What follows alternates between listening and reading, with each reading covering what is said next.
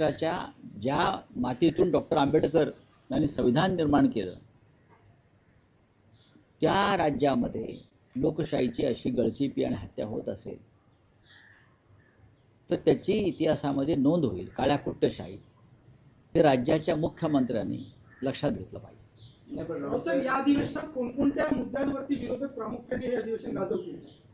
विरोधी पक्षनेत्याचाच विषय आहे. या प्रकरणामध्ये 1 वर्ष झालं विरोधी पक्षानं पत्र दिलेल्या मुख्यमंत्र्यांनी नियमांकडे बोट दाखवलं जाते. मुख्यमंत्री म्हणतात तो माझा अधिकार नाही, तो विधानसभा अध्यक्षांचा अधिकार आहे. विधानसभा अध्यक्ष म्हणतात की मी निर्णय घेईन माझ्या अभ्यासानुसार, माझ्या माहितीनुसार मी निर्णय. विधानसभा अध्यक्षांच्या खुर्चीवरची व्यक्ती बसलेली आहे आणि त्या व्यक्तीचं जे पॉलिटिकल कॅरेक्टर आहे ते पाहता ते निर्णय घेतील की नाही हा पहिला प्रश्न आहे. आणि घेतला तर नक्की काय असेल ही सुद्धा शंका लोकांना आहे ना.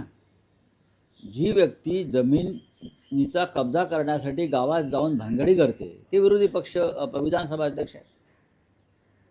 जी व्यक्ती विधानसभेच्या अध्यक्षतेमध्ये बसून पक्षांतराच्या बाबतीमध्ये तद्दन खोटा आणि भंपक निर्णय देते संविधानाच्या विरोधात, त्यांच्याकडनं तुम्ही काय अपेक्षा करणार?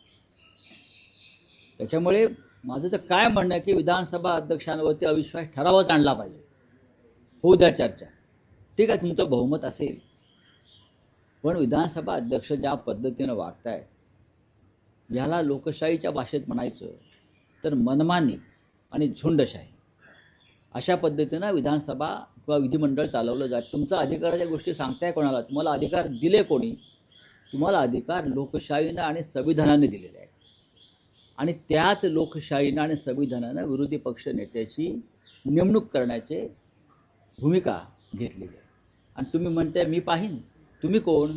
तुम्ही आज आहात उद्या नाही, पण या परंपरा तुम्ही तोडताय. हां, आणि त्या आसनावर बसून तुम्ही व्यक्तिगत स्वार्थ आणि व्यक्तिगत हित पाहताय हे अनेकदा उघड झालं आहे. हाच मुद्दा विधानसभेत विधिमंडळात आला पाहिजे असं माझं म्हणणं आहे. राज्यसभेच्या उमेदवार म्हणून कुठेतरी आपल्यामध्ये विसंगत भूमिका अजिबात नाही. कारण तुम्ही एक भूमिका मांडताय. नाही, माझी काही भूमिका नाही. आदित्य ठाकरेंची वेगळी भूमिका नाही. आदित्य ठाकरे म्हणतात त्यात चुकीचं काहीच नाही आहे. सर्वाधिक मोठा पक्ष आमचाच आहे ना. 20 आमदारांचा पक्ष आमचा आहे, हे आधी मान्य केलं पाहिजे. दुसऱ्या क्रमांकाचा पक्ष आहे काँग्रेस, त्यांचे 16 आहे आणि राष्ट्रवादी काँग्रेसचे 10 आहे.